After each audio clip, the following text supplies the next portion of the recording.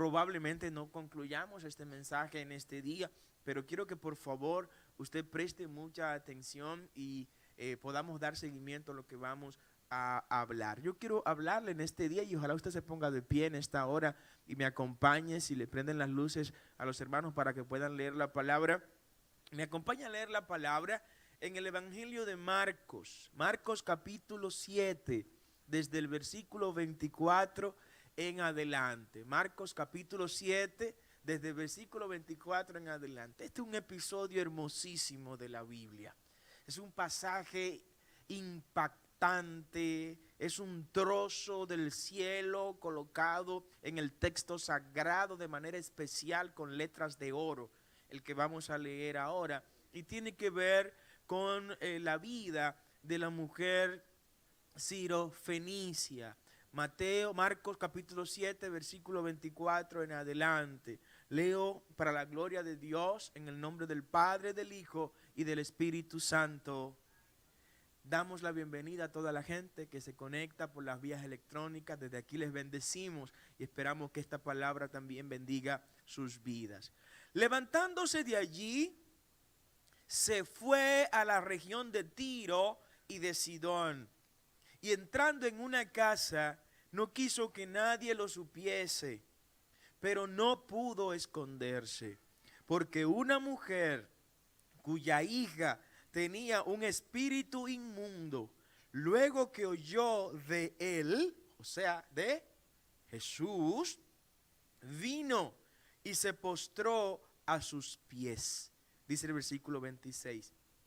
La mujer era griega y sirofenicia de nación, y le rogaba que echase fuera de su hija al demonio. Señor, lo reprenda.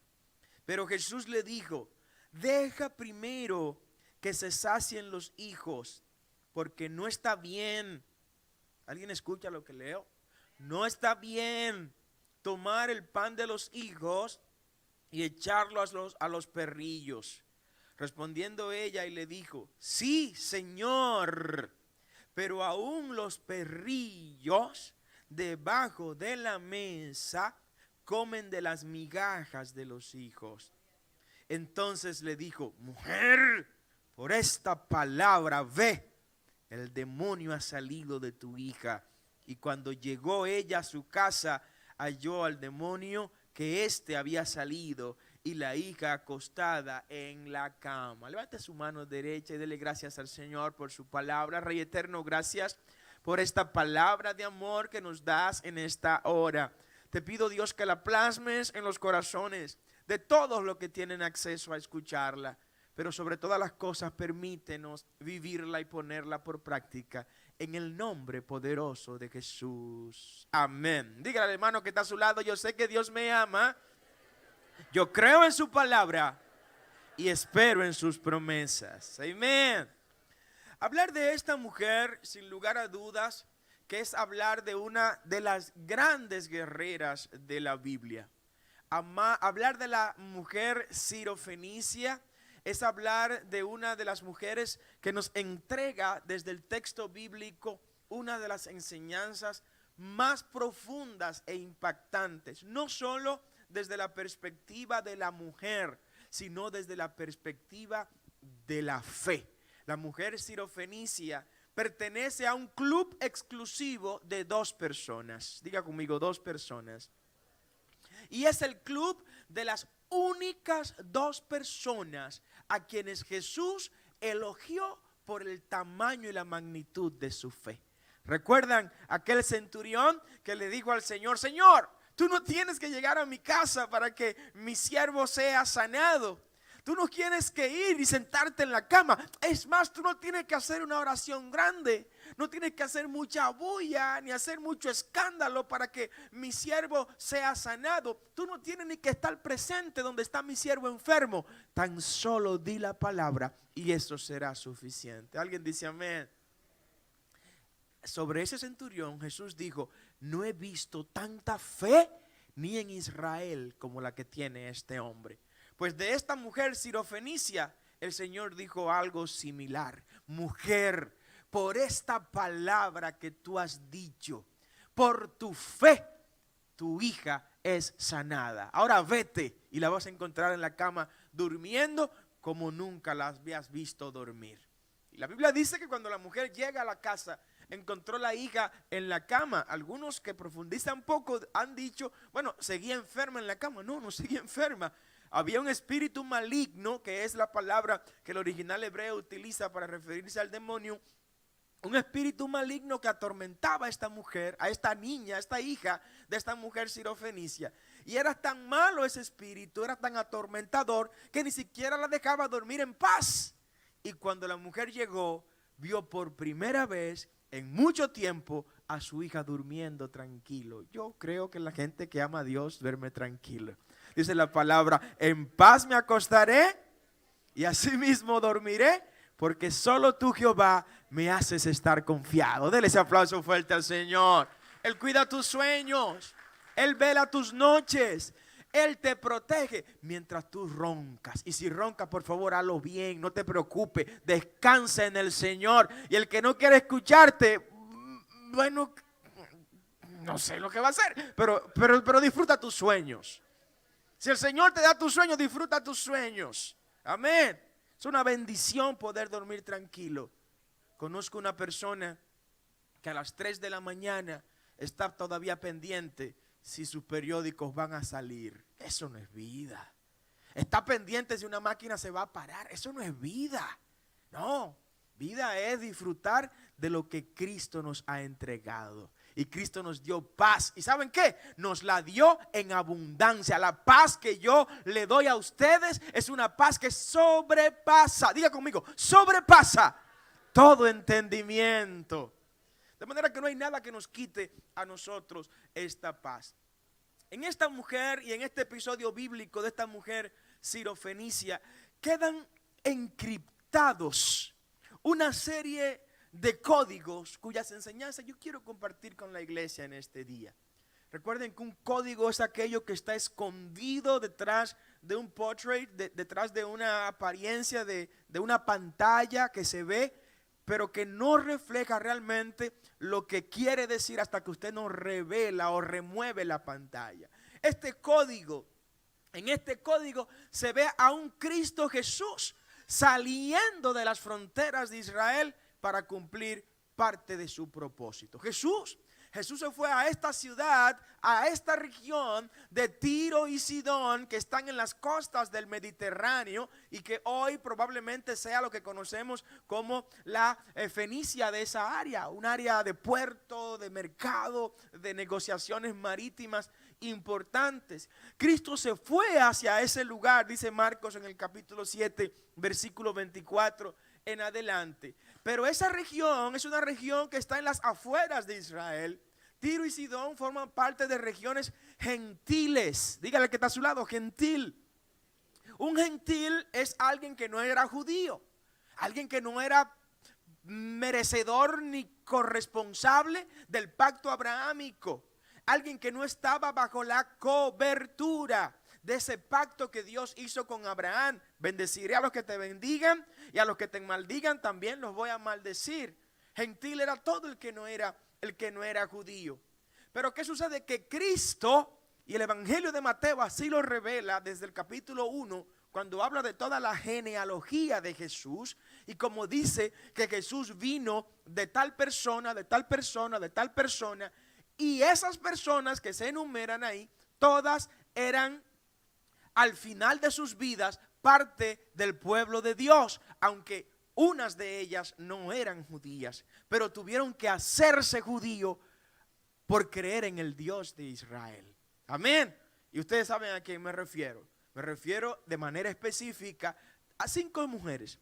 Hay 5 mujeres que Mateo menciona en la genealogía de Jesús.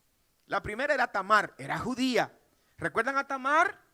La que se vistió de prostituta para poder entrar en la intimidad con Judá. Bueno, Tamar es incluida en la genealogía de Jesús, en los orígenes de Jesús, entre la gente de la cual viene Jesús. Pero también se incluye nada más y nada menos que a Rahab. ¿Se acuerdan de Rahab?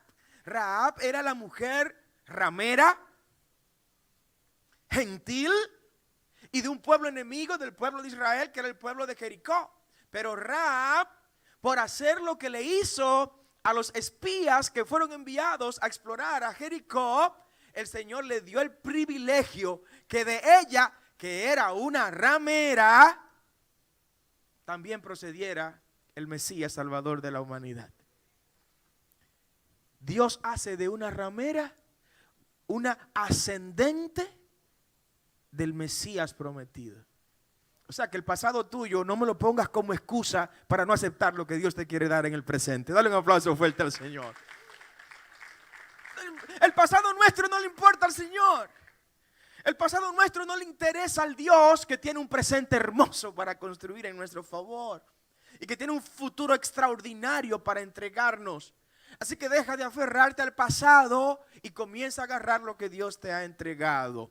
No me hable de tus errores, háblame de las promesas del Dios que ha limpiado tus errores. No me hable de tu pecado pasado, háblame de la santidad que el Dios que ya perdonó tus pecados pasados ha entregado y ha puesto en tu vida. No me hable de tus caídas del ayer, háblame de las victorias que en tus manos el Redentor ya ha puesto en el presente y en el futuro por la victoria que Él conquistó en la cruz.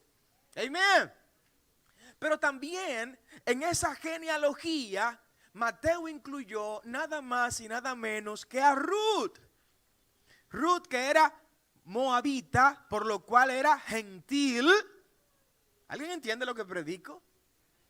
Ruth, que era idólatra, adoradora de dioses falsos. El Señor la agarra y la toma y la mete en la genealogía de Jesús. O sea, que el Jesús al que usted y yo le servimos, en su árbol genealógico aparece una mujer que no era judía, que no adoraba a Jehová, el Dios de Israel, pero que Dios en su perfecta voluntad dijo: yo voy a dejar una enseñanza con Ruth y voy a decirle a las mujeres que por ahí estén sin destino, sin futuro y sin mí, que en mí ellas tienen esperanza. Y que no importa lo que hayan hecho en el pasado, si se encontraron conmigo, la voy a hacer parte de esa ascendencia de donde va a salir el Mesías prometido al pueblo de Israel. Eso hizo el Señor con Ruth. Pero me voy más aún. Betsabé es la cuarta mujer que aparece en la genealogía que Mateo menciona en el capítulo 1. ¿Recuerdan a Betsabé? Betsabé, la mujer de Urías, el soldado de David. Betsabé, la que adulteró con David. Porque solo se habla del pecado de David. Pero Betsabé estaba casada con Urías. Era la esposa de Urías. Y podía negarse a vivir con David también. Pero ella accedió a vivir. Pero pastor, que era el rey. Bueno, pero el rey es el rey. Y si yo tengo que pagar con mi vida por no pecar, voy a pagar con mi vida si es necesario.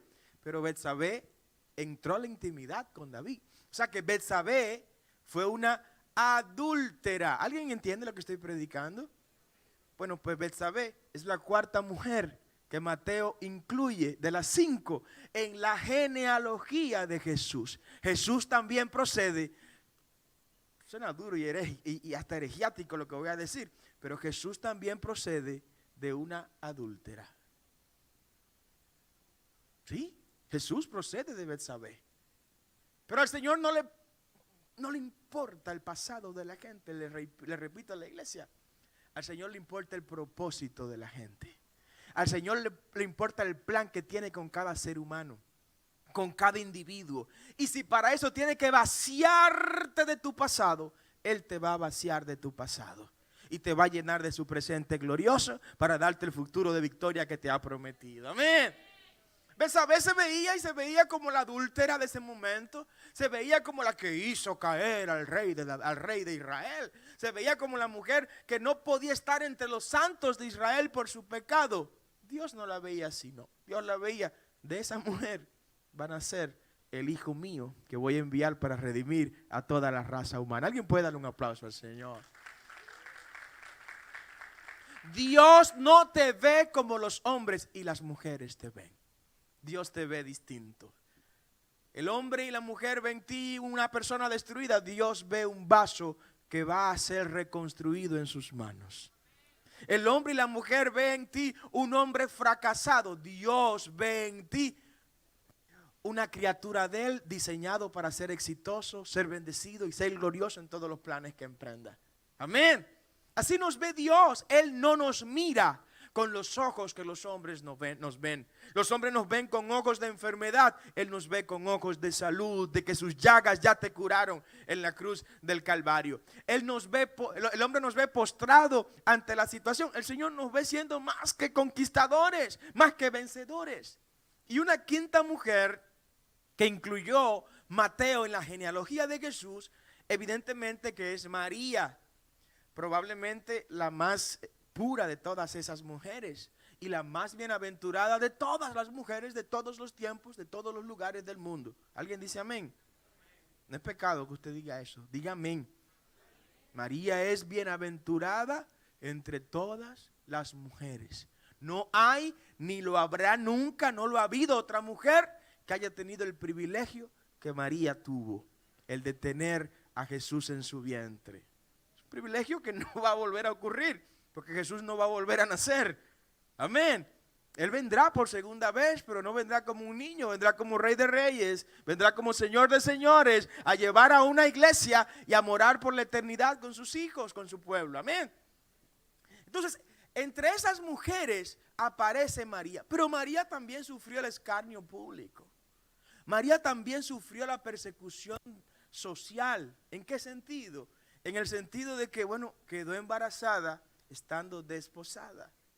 Estando comprometida, quedó embarazada.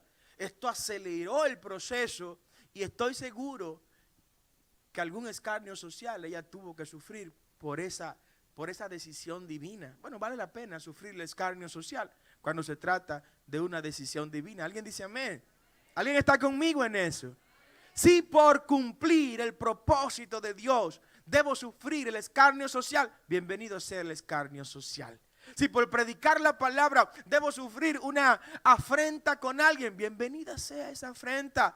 Si por predicar la palabra debo ser juzgado o calificado de retrasado o de estar perdiendo el tiempo, bienvenido sea todo eso. Yo sé que mi galardón en los cielos es grande en las manos del Señor. ¿Alguien dice amén? No importa.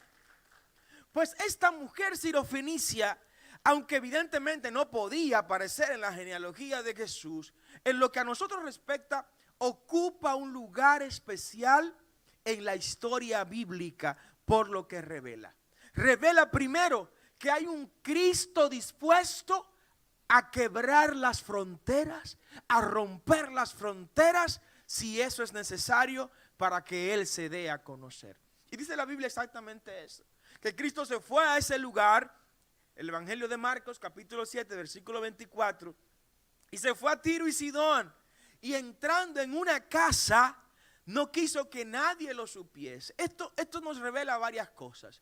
Primero nos revela que Cristo a ese lugar, a Tiro y Sidón, no fue expresamente a ministrar la palabra del Evangelio que él había traído, sino que como todo rabí, como todo maestro, fue a esa casa para descansar, para tener un espacio de meditación, un espacio de reflexión. Pero ¿saben qué? Donde Cristo está, oh gloria al nombre del Señor, en la casa que Cristo entra, en la familia que Cristo entra, no es posible ocultarlo. Cristo se revela en la familia que lo tiene. Cristo se revela en la casa que le dio albergue. Cristo se muestra hasta por la ventana. La gente se da cuenta. Ahí está Jesús en esa casa. Hasta por los sonidos y la música que se coloca en esa casa cuando Cristo llega. Los vecinos saben que ahí está Jesús. Los vecinos saben que Cristo está, aunque está escondido en esa casa. Los vecinos se dan cuenta, ahí hay alguien que huele a Cristo. Ahí hay una presencia que no es normal. Ahí hay una presencia que no es natural. Aunque quieras esconder a Jesús, Jesús no podrá estar escondido. Se revela la presencia cuando de verdad Jesús está. Cuando de verdad Él está. ¿Y qué ocurrió? tratando Jesús de estar descansando en esta casa, no pudo esconderse. Qué bendición que Él no puede esconderse. Qué bueno que no puede esconderse. Pero ¿cómo podrá esconderse alguien donde dice la palabra que a ese alguien los cielos de los cielos de los cielos no pueden contener su gloria? ¿Alguien dice amén? El cielo que vemos de gases que se combinan, el cielo cósmico y el tercer cielo, no pueden todos esos cielos contener la grandeza del Dios al que usted le sirve. Entonces no pretenda tenerlo escondido si es que Él está morando en la casa suya.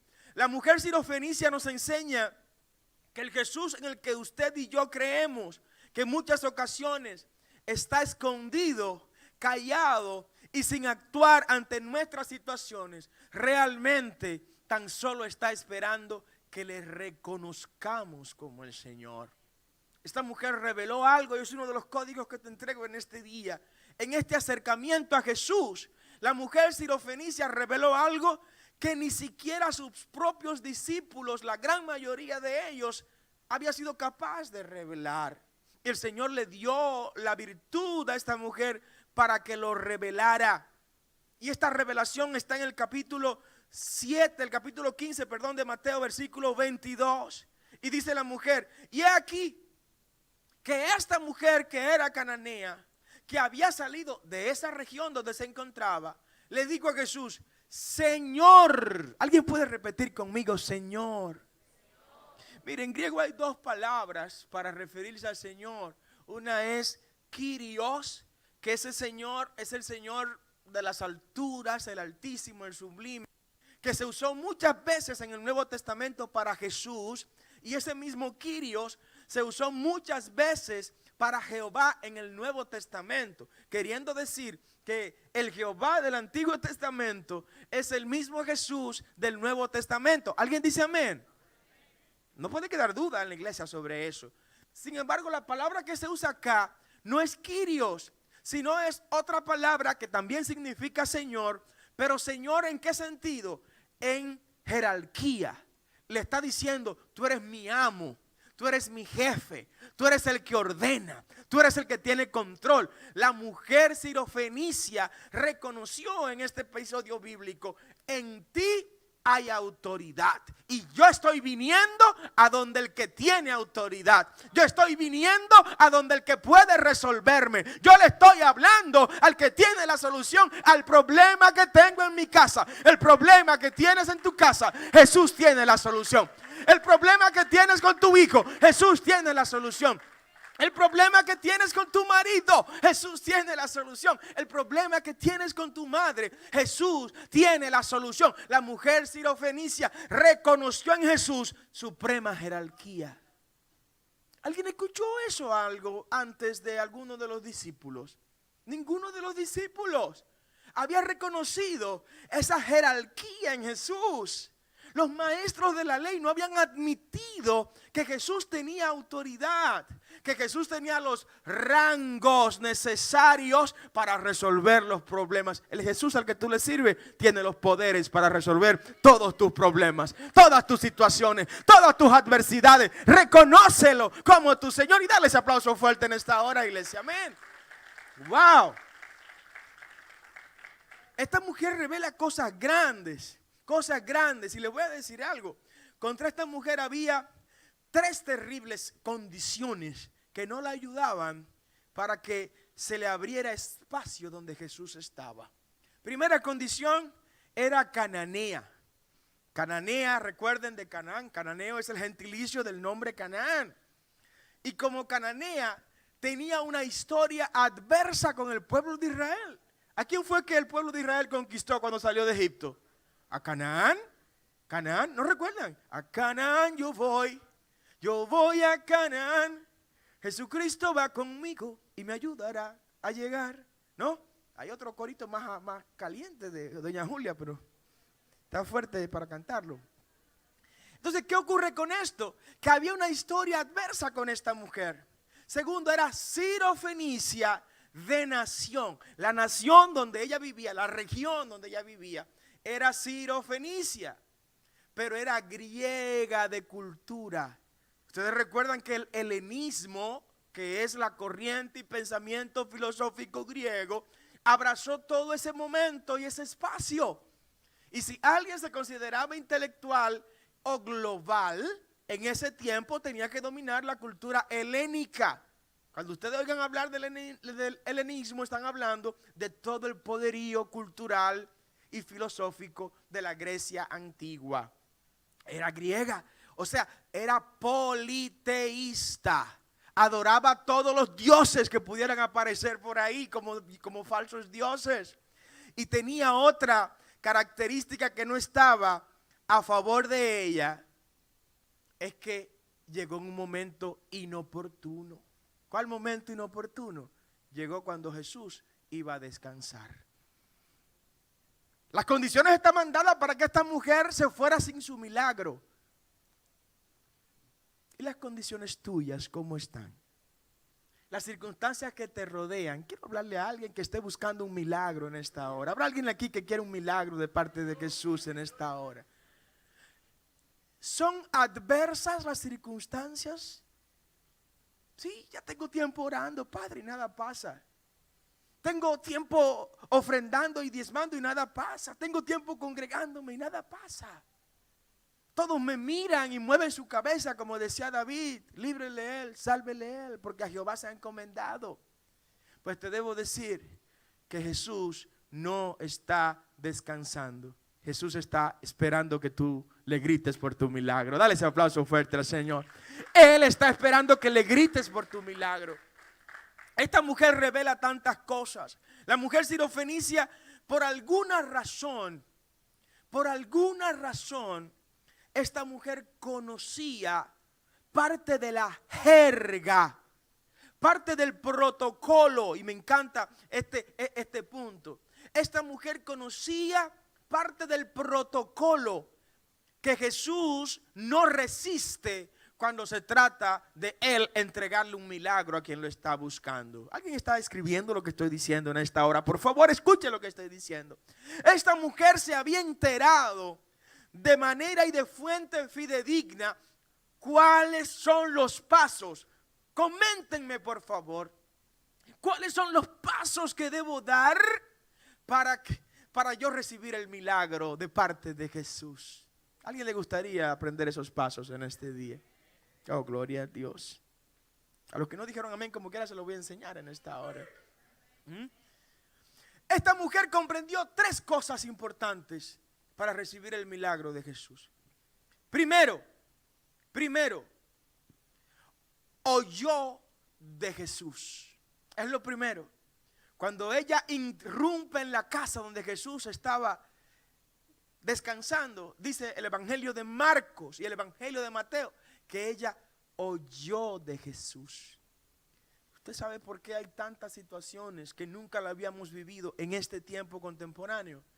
Porque hay mucha gente oyendo muchos disparates, inclusive desde el púlpito, y no están oyendo de Jesús. Hay mucha gente oyendo muchas historietas, inclusive desde el púlpito, y no están oyendo de Jesús. Hay mucha gente que aún desde el púlpito están oyendo hablar más del diablo que hablar de Jesús. Hay mucha gente que aún desde el púlpito se le está hablando de muchos libros muy lejos del libro que habla de Jesús. A la gente hay que ponerla a oír a Jesús. A la gente hay que llevarla a oír a Jesús. A la gente hay que darle Jesús en la mañana, Jesús al mediodía, Jesús en la tarde, Jesús en la noche, para que la gente pueda comprender cuál es el propósito de Jesús para nuestras vidas. Hay que ver menos televisión y tener más visión de Jesús. Hay que perder menos tiempo en las cosas que no surten efecto ni para esta vida ni para la vida venidera, y dedicarse más a Jesús. Solo si hacemos que la gente oiga de Jesús, haremos que la gente aprenda de Jesús. Dice el apóstol Pablo: ¿cómo creerán si no hay quien les hable? ¿Y cómo hablarán si no han sido enviados? Ya ustedes fueron enviados, todos fuimos enviados. Vamos a predicar de Jesús. Dale ese aplauso fuerte al Señor. Vamos a predicar de Jesús. Jesús. Segunda parte o segundo paso del protocolo para recibir el milagro de Jesús. Ella vino a Jesús. Dile al que está a tu lado, ven a Jesús. Ella vino a Jesús y lo dice de manera muy clara el episodio bíblico. Y ella vino donde estaba Jesús, donde Cristo se encontraba. Tercer paso, ella se postró a los pies de Jesús, reconociéndolo como Señor.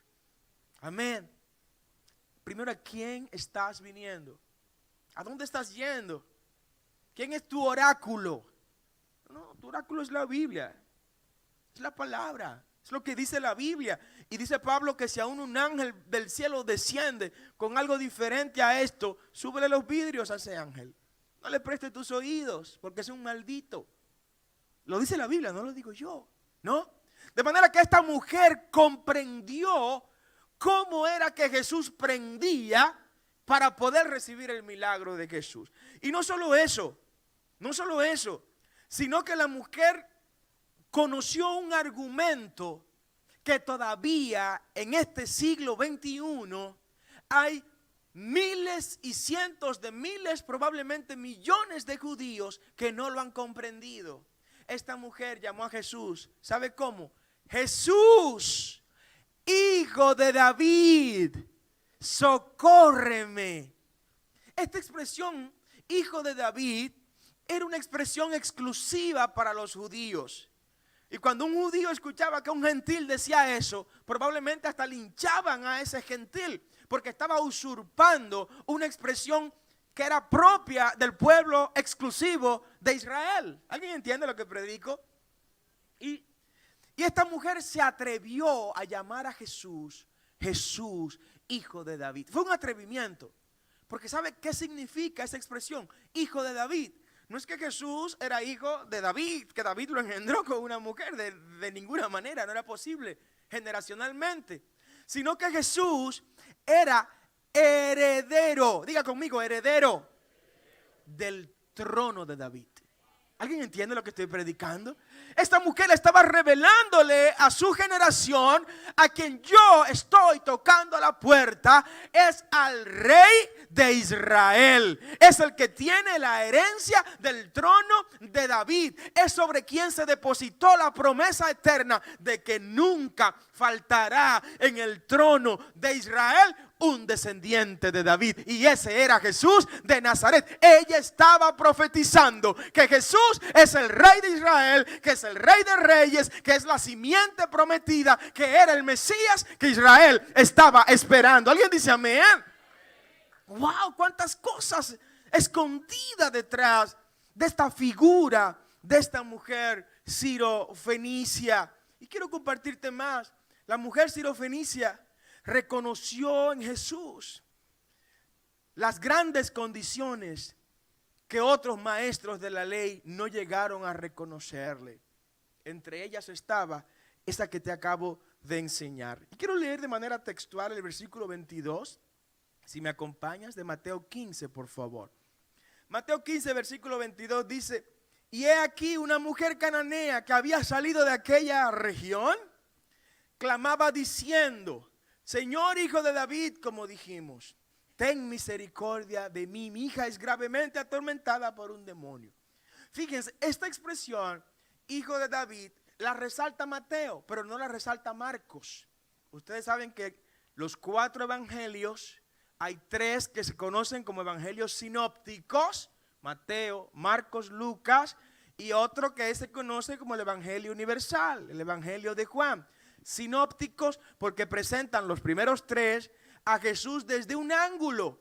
Pues Mateo presenta a Jesús como el Mesías prometido para los judíos. Por eso Mateo hace ese énfasis en que esta mujer dijo: Jesús, Hijo de David. A Mateo le interesaba que esta expresión quedara en ese lugar. Es muy probable que esta mujer haya conocido parte de la historia de las mujeres que al principio les comenté que estuvieron y están en la genealogía de Jesús. En la figura de la mujer sirofenicia, Dios nos entrega un código que revelado nos enseña que las necesidades que vienen a nuestras vidas, más que para alejarnos de Jesús, vienen y deben venir para acercarnos a Jesús. ¿Alguien dice amén? Dígale al que está a su lado, acércate a Jesús. Esos momentos difíciles que llegan, esos momentos de desesperación, no deben venir para que usted se ausente de la iglesia. No deben venir para que usted salga del círculo de la fe. No deben venir para que usted deje de faltar a los cultos o empiece a faltar a los servicios. No deben venir los momentos de necesidades para estar más lejos de Dios. No, todo lo contrario. Esta mujer sirofenicia nos revela que mientras su hija estaba padeciendo de estos tormentos, de ese espíritu maligno, ella entonces se acercó al Señor. Te voy a revelar algo, iglesia, en esta hora. Tu necesidad es el pretexto que Dios utilizará para revelar su poder y su gloria en tu favor. ¿Alguien dice amén? Tu situación, tu problema es la excusa que Dios estaba esperando. ¿Sabes para qué? Para tenerte cerquitita de Él, para que vuelvas a depender de Él, para que reconozcas que si buscas solución, en Él está la solución. ¿Alguien dice amén? Sí, pero todo lo contrario. Veo gente que cuando están en problemas es cuando más se enfrían. La iglesia es un hospital, pero para el alma. Cuando uno está físicamente enfermo, debe estar lo más cerca posible ¿de dónde? Del hospital. Porque ahí está el médico, ahí están los especialistas, los doctores que nos van a atender. Cuando en el espíritu estemos enfermos, cuando en peores situaciones espirituales estemos, es cuando más cerca tenemos que estar de Jesús. ¿Alguien dice amén? Pero padre, es que no tengo deseo de orar. Pues cuando no tienes deseos de orar, es cuando más necesidad de orar tú tienes. ¿Se entendió lo que predico? Cuando no tengas deseo de leer la palabra, es cuando más necesitas leer la palabra. Cuando no tengas deseo de venir a la iglesia, es cuando más necesitas venir a la iglesia.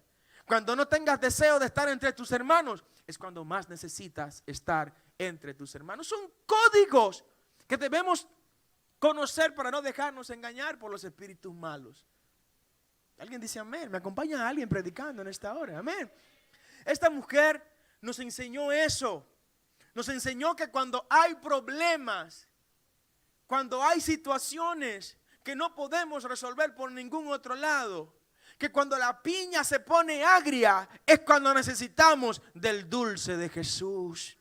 Amén. Que cuando la calle se pone fuerte y pesada, no es que nos escondamos en la acera, no, es que nos montemos en el tren que va conduciendo Jesús.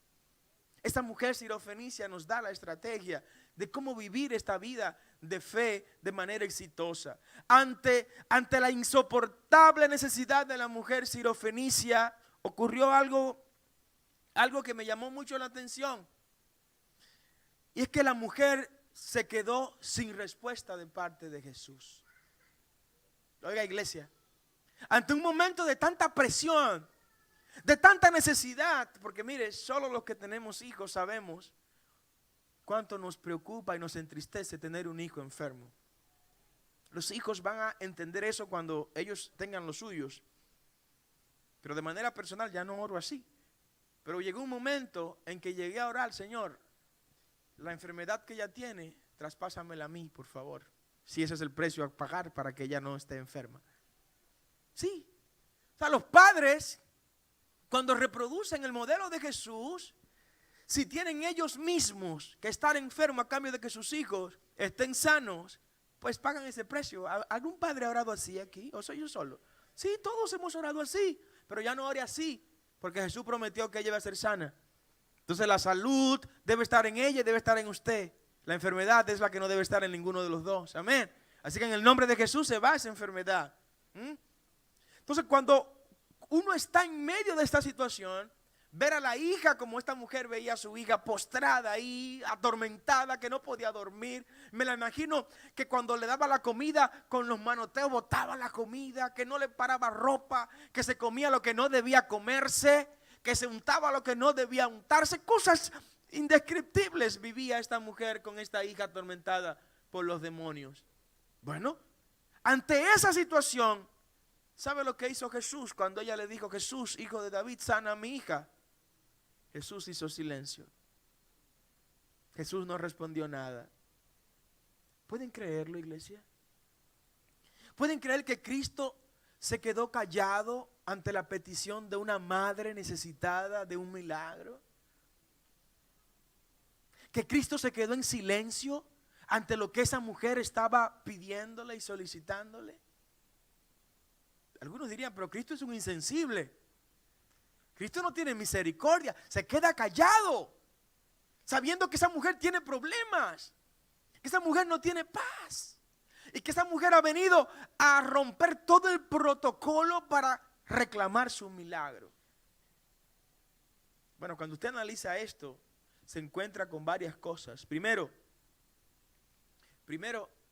es que ese silencio de Jesús, y quiero leértelo en la Biblia, donde la Biblia lo expresa, Mateo 15, versículo 23. Pero Jesús no le respondió palabra. Y sé que eso no ha pasado solo con la mujer sirofenicia. Sé que hay gente que están todavía viviendo el silencio de Jesús. Sé que hay gente que todavía están esperando la respuesta de Jesús. ¿Alguien está esperando aquí la respuesta de Jesús? Yo estoy esperando la respuesta de Jesús en muchas cosas. Pero te voy a revelar lo siguiente. Ese silencio de Jesús no viene para que te desesperes. No viene para que te frustres. Ese silencio de Dios no viene porque tú no mereces la respuesta de Jesús, de ninguna manera. Ese silencio no viene porque tú no has cumplido con Jesús. No. Esa mujer no tenía compromiso con Jesús. Probablemente era la primera vez que estaba cerca de Jesús. Ese silencio de Jesús viene para probar tu fe, para ver hasta dónde estás dispuesto a echar tu batalla por tu milagro. Alguien dice amén. Ese silencio viene de Jesús para ver si tú eres oro o si tú eres hojarasca. Ese silencio de Jesús viene para ver si tú eres trigo o si tú eres cizaña. Ese silencio de Jesús viene para saber si tú has venido por los panes y los peces o has venido por Jesús. Recuerda, Jesús es el importante, no el milagro. El milagro lo trae Jesús. Agarra a Jesús y con Él estarás agarrando también el milagro. Si te concentras en el milagro y te descuidas de Jesús, perderás a Jesús, perderás el milagro y perderás tu salvación. Dale ese aplauso más fuerte al Señor si es para Él, por favor. Sí, este silencio de Cristo viene para llevarte al extremo de tus posibilidades, hasta ver qué estás dispuesto a entregar para conquistar lo que Cristo te prometió. Pero también viene, ¿sabes para qué? Viene para demostrarle a los demás que el Dios en el que tú has creído es Dios, aunque tú no recibas tu milagro. Esta parte no te la van a predicar en muchos lugares. El Dios en el que le has creído es Dios, aunque no recibas tu milagro. Ya pasó en una ocasión. ¿Recuerda a los chicos que fueron lanzados al horno de fuego? Que el rey va y le dice: muchachos, echen para atrás esa decisión. Yo no quiero que ustedes se quemen aquí. ¿Sabe qué les respondieron los chicos allá en Babilonia? Oh rey, te queremos, te respetamos, pero no vamos a obedecerte ni vamos a faltarle a nuestro Dios adorando a quien tú nos pides que adoremos. El Dios al que nosotros le servimos nos va a librar de este fuego. Puede librarnos de este fuego, pero te digo más. Pero si no nos librare, como quiera no adoraremos a quien tú nos pides que adoremos. Alguien tiene que adorar al Señor, amén. ¡Wow! ¿Quién puede contra gente que crea esas cosas? No puede, no puede. Dios te lleva a ese momento de silencio también para demostrarle a los demás cuán grande es tu fe, cuánto tú crees en ese Dios que te ha llamado. Y me encantó lo que ocurrió en este episodio bíblico. Miren, en este episodio bíblico, de las tantas críticas que le tenemos a los discípulos del Señor, ocurrió algo hermosísimo.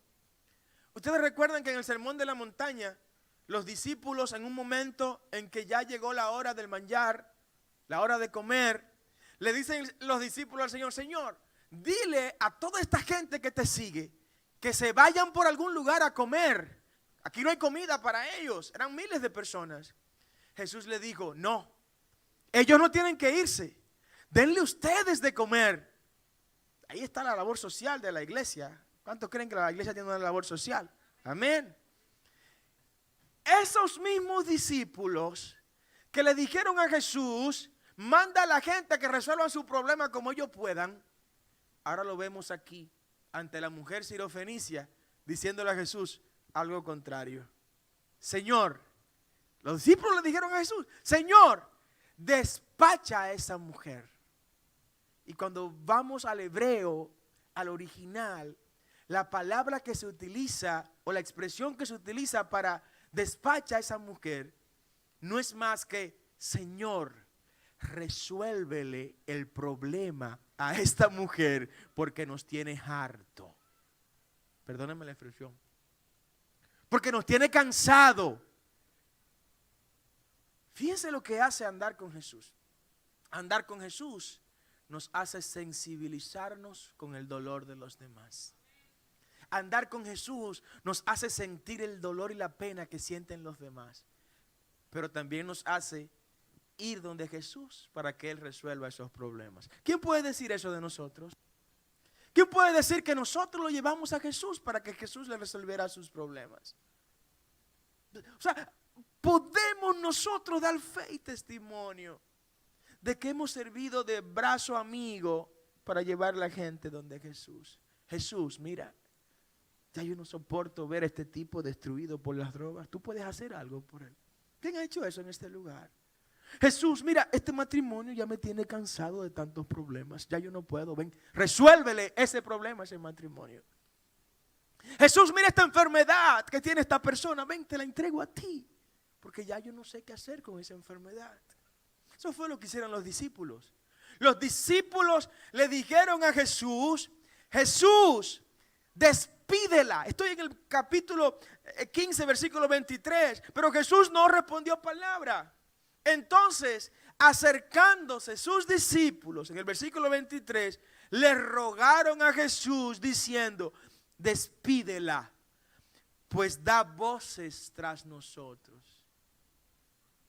La mujer estaba decidida a recibir su milagro. La mujer estaba entregada a su milagro. La mujer estaba comprometida con irse con una solución de donde el que tenía la solución, Jesús de Nazaret. Amén. Vamos a reproducir este ejemplo de los discípulos y vamos a llevarle a Jesús a la gente que tienen problemas.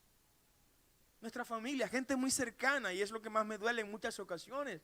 Gente cercana a nosotros que tienen problemas serios y nunca han escuchado de nosotros un Jesús es la respuesta.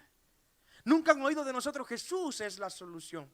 Llegó el momento de que este código revelado de la mujer sirofenicia lo pongamos en práctica. El silencio de Jesús se rompe. Oh, gloria al nombre del Señor.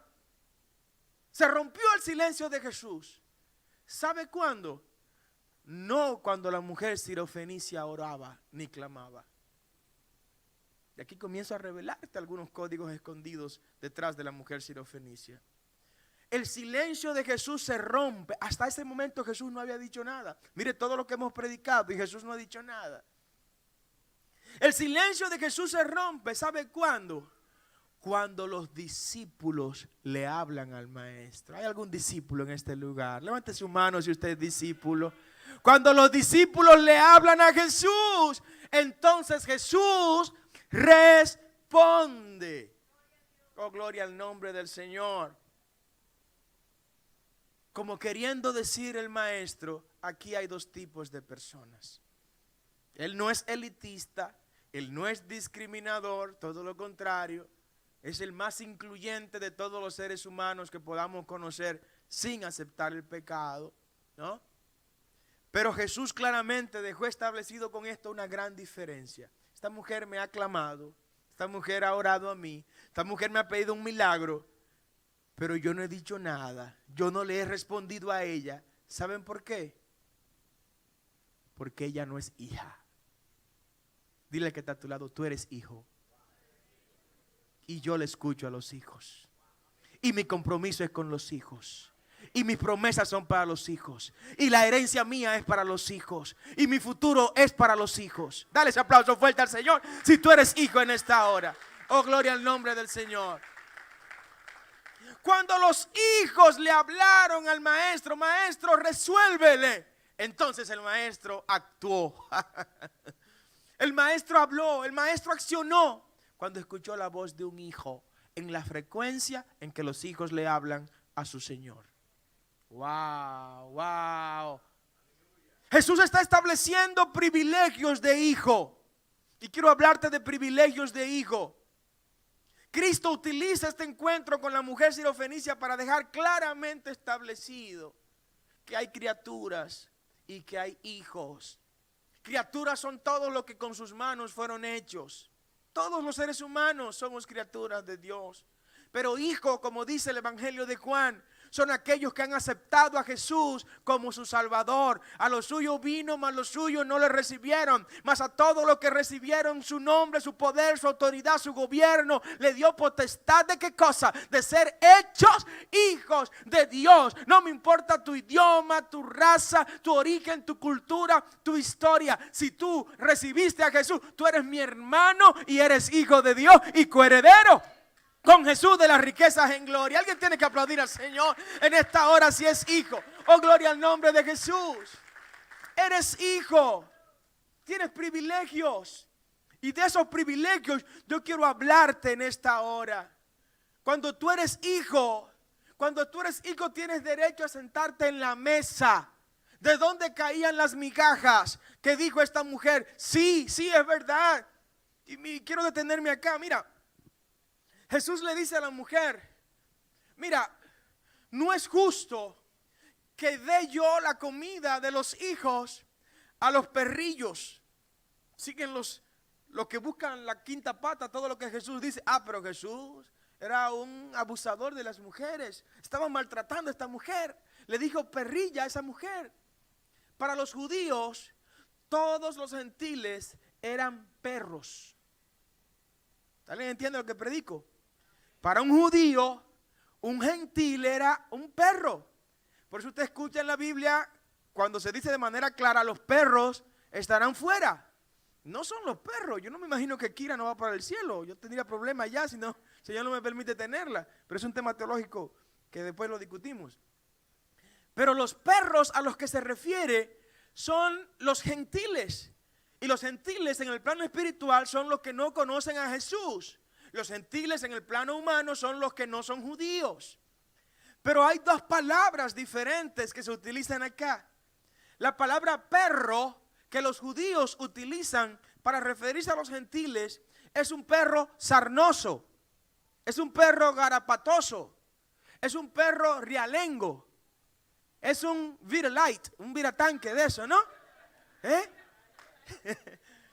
Pero Jesús, cuando habla a la mujer, se refiere a la palabra perrillo. La palabra en hebreo utilizado para perrillo, ¿sabe a qué hace alusión?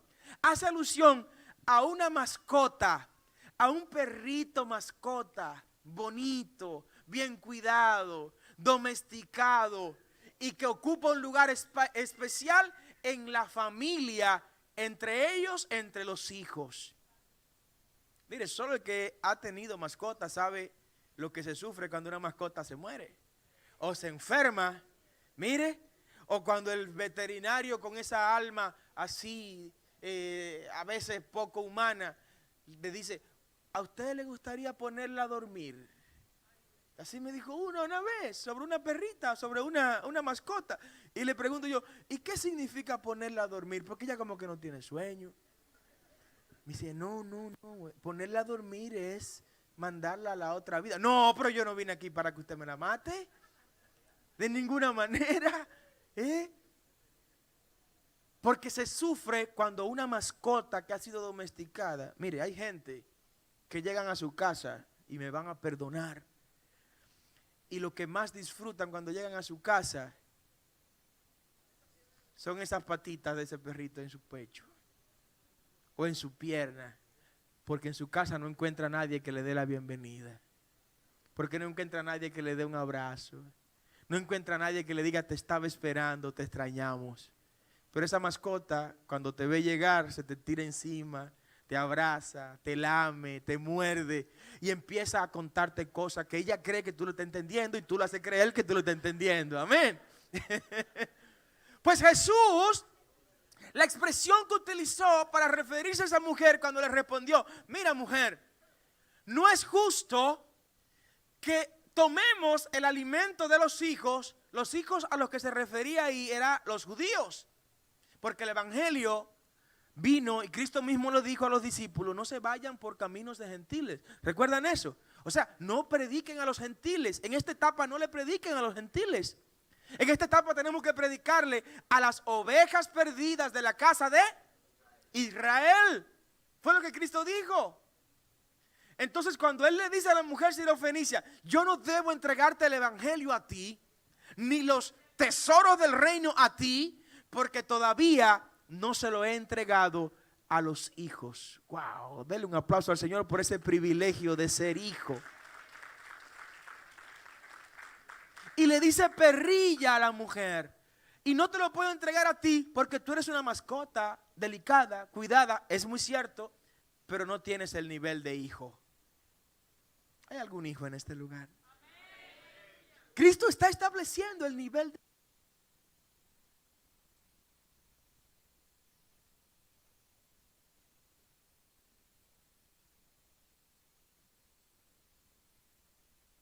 credenciales de hijo, porque hay una ley de credenciales en el reino que te voy a hablar en pocos minutos antes de concluir. Y te voy a revelar algunos de esos privilegios de ser hijos. Primero, los hijos se sientan a comer en la mesa. Dígale que está a tu lado, siéntate en la mesa. El lugar que te toca es en la mesa. El lugar donde tú tienes que comer es en la mesa. La mujer cuando le responde a Jesús, sí Señor, vuelve y le dice Señor. ¿Alguien le dice Señor a Jesús en este lugar? Le dice, sí Señor. Hay gente que tienen que recibir tantas explicaciones antes de comenzar a obedecer una orden. Hay gente que hay que explicarle tanto y tanto y tanto y tanto antes de que te digan, sí Señor, voy a hacer esto. Esta mujer no replicó nada. Esta mujer, Jesús acaba de decirle perrilla, acaba de decirle tú no mereces porque tú no eres hija. La mujer sirofenicia acaba de recibir una noticia que era para coger piedra y empezar a tirarle piedra a todo el que estaba al lado de Jesús, incluyendo a Jesús. ¿Y sabe cuál es la respuesta que ella le da a Jesús? Sí Señor, tú tienes razón, yo soy una perrilla. Sí Señor, tú tienes razón, yo no merezco lo que le trajiste a tus hijos. Sí Señor, tú tienes razón, yo estoy excluida por este momento de esas riquezas de tu reino. Sí Señor, le responde la mujer, sí Señor. Pero aún los perrillos, aún las mascotitas, porque los viralatas y esos que andan por ahí tumbando tanques, eso no entran a la casa. Aún los perrillos que están debajo de la mesa comen de las migajas. Diga conmigo, migajas. ¿Y quién es que come de las migajas? Los perrillos. Los hijos comen del manjar. Los perrillos comen de las migajas. Esa mujer estaba colocándose en el lugar que le corresponde. Eso es ser humilde. Ser humilde es sentarse donde usted tiene que sentarse. A usted le toca sentarse adelante, siéntese adelante y sea humilde. A usted le toca sentarse atrás, siéntese atrás y sea humilde. ¿Alguien dice amén? Le toca la escoba, coja la escoba, sea humilde. Le toca el violín, coja el violín, sea humilde. ¿Alguien dice amén? Le toca manejar, maneje, sea humilde. Le toca ir atrás, sea humilde, váyase atrás. Ser humilde es ocupar el lugar que nos corresponde. Tan simple como eso. Y esta mujer fue humilde.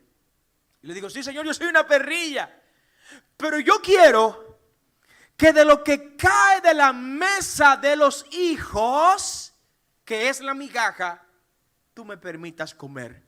Porque un poco de Cristo es más que el todo del mundo. Dale ese aplauso fuerte al Señor. Un poco de gloria es mucho más que el infierno completo. Una esquinita en la iglesia es mucho mayor que un palacio en el infierno. Alguien tiene que darle un aplauso al Señor en esta hora. Amén. Oh, gloria a su nombre.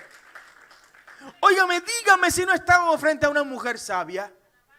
Dígame si no estábamos frente a una mujer sabia. Sí. Para mí la mujer sirofenicia es probablemente una de las mujeres más sabias que la Biblia registra. Sí, porque hoy estamos inventando muchísimas cosas. Y esta predicación y este discursito de la empoderadera de la mujer, que es un invento del infierno para destruir la familia, para destruir el modelo familiar bíblico, está haciendo que se olvide de quién es la verdadera mujer sabia. Me he cansado de leer este libro. Lo he leído desde que aprendí a leer. Lo he leído varias veces en varios idiomas en el texto original. Y les digo algo, en ningún lugar encuentro la expresión mujer empoderada. Lo que encuentro sí es que la mujer sabia edifica su casa, mas la necia con sus propias manos la destruye. Me he cansado de buscar la expresión mujer empoderada en este libro y no lo encuentro. Lo que sí encuentro es cuando Pedro dice: mujeres, estad sujetas a sus maridos, obedeced a vuestros maridos. Dejen de estar predicando cosas que van contra el modelo bíblico. Mientras más empoderan y mientras más discurso de empoderamiento para las mujeres, más divorcio, más matrimonio destruido, más mujeres asesinadas, más hijos desobedientes, más mujeres infieles, más hombres infieles. Mientras más de empoderamiento y discursito y mensajito de empoderadera para las mujeres se da desde el púlpito, más débiles son las familias, más divorcio dentro y fuera de la iglesia. Hay que volver al modelo bíblico y que la mujer ocupe el rol bíblico y el hombre ocupe el rol bíblico. De lo contrario, olvidémonos de familia. Oh, gloria al nombre del Señor. Esa es la mujer sabia. Esa fue una mujer sabia que rompió los esquemas para ir a buscar la solución del problema de su hija. Dios bendiga a las mujeres que se ocupan de sus hijos, de sus hijas.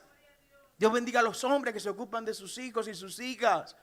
Y que no importa lo que tengan que hacer para ir y ayudar a sus hijos a seguir adelante como lo hizo esa mujer.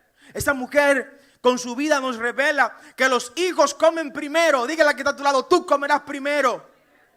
Sí, porque las migajas vienen al final, después que los hijos se han llenado, después que los hijos se han saciado. Las mujeres, los hijos comen primero. Y lo hacen hasta ser saciados. Jesús lo dijo: hasta que los hijos no se sacien, no van a comer los perrillos que están abajo. ¿Quién es hijo en este lugar? Levante la mano. Dale un aplauso fuerte al Señor. Wow. Los hijos son beneficiados con los pactos de Dios. Hay un pacto de Dios con sus hijos.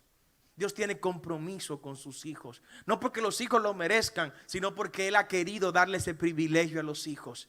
Que los hijos sepan: vale la pena que tú seas mi hijo. Tiene sentido que tú tengas las credenciales de hijo, porque no te vas a sentar en los mismos lugares. A los hijos se les lleva la comida a la mesa. ¿Alguien dice amén? ¿Alguien es hijo de nuevo en este lugar? Los hijos son los que heredan. Los hijos tienen las credenciales para acceder a todos los privilegios que ya hemos mencionado. Este episodio de la mujer sirofenicia nos revela lo que nosotros definimos como la ley de las credenciales. La ley de la credencial implica que usted va a realizar una función y va a entrar a escenarios según las credenciales que usted tenga. Usted va a conducir un vehículo en un país determinado si tiene las credenciales para conducir en ese país. Usted va a ejercer la carrera profesional en un país si usted ha sido certificado por las organizaciones competentes para esa certificación. Si usted es médico, necesita que lo certifiquen en ese país como médico para ejercer su carrera en esa área. Eso es una credencial. Eso son credenciales humanas. Sin embargo, esas credenciales humanas, cuando se trata de lo espiritual, poca importancia tienen, porque muchas de ellas dependen del amiguismo, de cuán pegado esté con quien firma esas credenciales. Hay unas credenciales que el hombre no te la puede dar, y te digo algo mucho mejor, el hombre no te la puede quitar, y es la credencial de hijo. Todo el que ha conocido a Jesús tiene credenciales de hijo, y si tiene credenciales de hijo, tiene acceso permanente a la recámara de su padre, tiene acceso permanente a los tesoros de su padre, tiene acceso permanente a la riqueza del reino de su padre, que es el Dios de Israel. Tú eres hijo, tú eres hija. Oh, gloria al nombre del Señor. Y te quiero decir en esta hora que como hijo, por favor, deja de estar conformándote con migajas. La mujer sirofenicia le dice a los hijos: hijos, ustedes no deben conformarse con migajas. Esta es la parte más importante del código oculto de la mujer sirofenicia. Hijos no tienen que conformarse con migajas. La mujer sirofenicia le está diciendo a los hijos: hijos, las migajas son para los que no somos hijos. Las migajas son para los que no somos del pacto. Las migajas son para los que no tenemos credenciales de hijo. La mujer sirofenicia está diciéndonos en este día, en este código oculto que ahora revelamos: los hijos no se postran debajo de la mesa a mendigar. Hay hijos que tienen la misma fe que la mujer sirofenicia, pero están mendigando, y la silla de ellos está vacía, esperando que se sienten en la mesa del rey. Alguien tiene que tomar esa palabra en esta hora. Hay un asiento tuyo en la mesa del rey. Hay un asiento tuyo para comer con Cristo. No te conformes con migajas. Ponte de pie en esta hora, por favor. Ponte de pie si crees esta palabra. Te pido en el nombre de Jesús que asumas tu rol de hijo, que asumas tu posición de heredero, que asumas el lugar que Dios te ha entregado, que ya dejes de vivir con migajas, que dejes de conformarte con mediocridades, que dejes de conformarte con lo que no te toca. Porque como hijo no te tocan las migajas, te toca el plato fuerte, te toca el manjar, te toca estar sentado en la mesa cómodo, con la cobertería cómoda, con el plato necesario, con la servilleta adecuada. Oh, gloria al nombre del Señor. Recuerda que Él mismo ha prometido que va a aderezar mesas para nosotros en presencia de nuestros angustiadores. Wow. Hay una promesa grande para los hijos. Esta figura de esta mujer nos revela tantas cosas. El Evangelio de Marcos dice que las migajas caían, ¿sabe de dónde? De los hijos. Dice la mujer sirofenicia en el Evangelio de Marcos, así lo tradujo Marcos: pero los perrillos comemos de las migajas de los hijos. ¿Y sabe cómo lo presenta Mateo? Mateo dice que las migajas caen de los amos. Yo quiero que usted levante la mano en esta hora como hijo. El Evangelio de Marcos nos llama hijos, pero el Evangelio de Mateo nos llama amos. Este es otro código que te revelo en este día. Jesús es el amo y Señor, pero a ti y a mí como hijos, Él nos ha hecho amos. Amos. Los amos mandan. Los amos ordenan. Los amos administran. Está diciendo Mateo que por nuestras manos tienen que pasar las bendiciones que van a llegar a las manos de los que no son hijos. Levanta tu mano en esta hora y toma lo que Dios te entrega en esta hora. Oh, gloria a su nombre.